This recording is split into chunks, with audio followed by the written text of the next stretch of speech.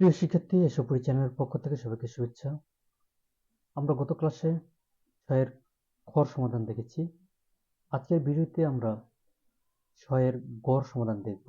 ক প্রশ্নে রয়েছে ব্যবসায়ের জানুয়ারি 1, 5, 11 ও 28 তারিখে লেনদেনের জন্য আর্থিক অবস্থার উপর লেনদেনগুলোর প্রভাব দেখাও।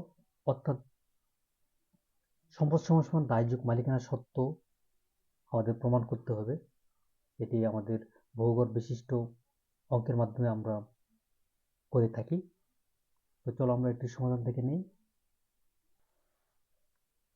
শুরুতে আমরা লিখব 6 এর গ, উল্লিখিত তারিখে লেনদেনের আর্থিক অবস্থার উপর লেনদেনের প্রভাব দেখানো হলো।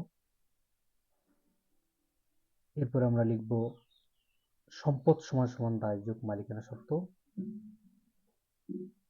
আরেকটি শিরোনাম আমাদের লিখতে হবে তারিখ, জের বা উদ্ধৃত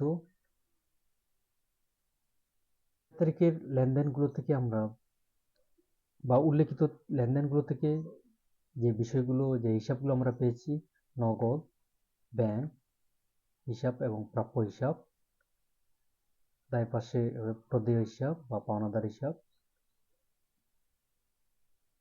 এবং মূলধন। সবশেষ কলামটি হবে মন্তব্য।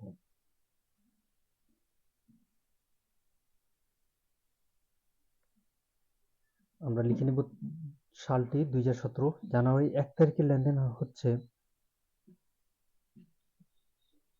নগদ 15 লক্ষ টাকা এবং ব্যাংক জমা 7,20,000 টাকা নিয়ে সাকিব আল হাসান নামে একটি রেস্টুরেন্ট চালু করেন। যেহেতু 15 লক্ষ টাকা এবং নগদ 15 লক্ষ টাকা এবং ব্যাংকে 7,20,000 টাকা নিয়ে ব্যবসায় শুরু করছেন, অর্থাৎ রেস্টুরেন্ট চালু করছেন। তো নগদের ঘরে 15 লক্ষ টাকা আমরা লিখব এবং ব্যাংক হিসাবে 7,20,000 টাকা। আমরা জানি সম্পদ সমান দায় যোগ মালিকানা সত্ত্ব বা যে টাকা দিয়ে ব্যবসা শুরু করা হয় সেটি হচ্ছে মূলধন। তো মূলধনের ঘরে আমরা এই নগদ এবং ব্যাংক হিসাবের টাকা যোগ করে লিখব। তো দুটি হিসাবের টাকা যোগ করে টাকা হয় 22,20,000 টাকা। তো মন্তব্যের ঘরে লিখব বিনিয়োগ বা মূলধন আনয়ন। এর পরের তারিখটি হচ্ছে 5 তারিখ, জানুয়ারি 5। লেনদেন হচ্ছে গ্রাহকদের সেবা প্রদান 75,000 টাকা। তো গ্রাহকদের সেবা প্রদানের মাধ্যমে যেহেতু আয় হচ্ছে নগদে, তো নগদ টাকা বেড়ে যাবে। তো 75,000 টাকা নগদের ঘরে লিখব। অপরদিকে যেহেতু আয় হচ্ছে মূলধনের ঘরেও 75,000 টাকা বাড়বে। মন্তব্যের ঘরে লিখব আয়। এর পরের তারিখটি হচ্ছে 11 তারিখ। লেনদেন হচ্ছে বিজ্ঞাপন বাবদ পরিশোধ করা হলো 12,000 টাকা। তো তারিখের ঘরে আমরা লিখে নিব। তো 11 তারিখের লেনদেনের মাধ্যমে যেহেতু ব্যয় হচ্ছে, নগদ টাকা কমে যাচ্ছে, নগদের ঘরে 12,000 টাকা বিয়োগ দেখাবো। অপরদিকে ব্যয়ের জন্য মূলধন থেকেও বাদ দিয়ে দেখাতে হবে 12,000 টাকা। মন্তব্যের ঘরে লিখব ব্যয়। সবশেষ তারিখটি হচ্ছে 28 তারিখ। লেনদেন হচ্ছে গ্রাহককে ধারে 1,75,000 টাকার সেবা প্রদান। তো তারিখের ঘরে আমরা তারিখ লিখব। তো লেনদেন পরে আমরা বুঝলাম যেহেতু আয় হচ্ছে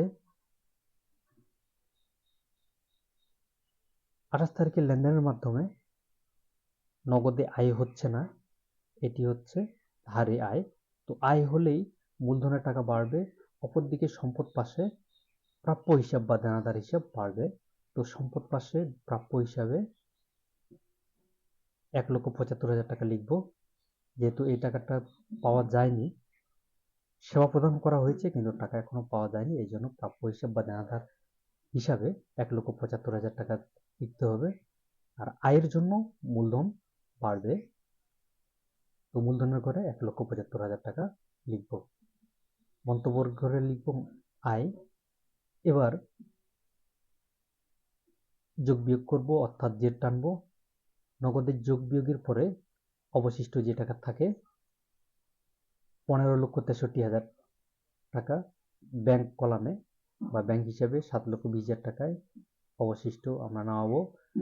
প্রাপ্য বা দেনাদার হিসাবে 1,75,000 টাকা। এমনিভাবে মূলধন হিসাবেও যোগ বিয়োগের পরে অবশিষ্ট থাকে 24,58,000 টাকা। এবার সম্পদের সব টাকাগুলো যোগ করব।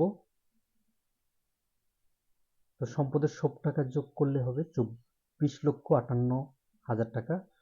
অপরদিকে দায় ও মালিকানা সত্ত্বেও 24,58,000 টাকা। তো আমাদের হিসাব সমীকরণটি ঠিক আছে, আমরা ক্লোজ করব।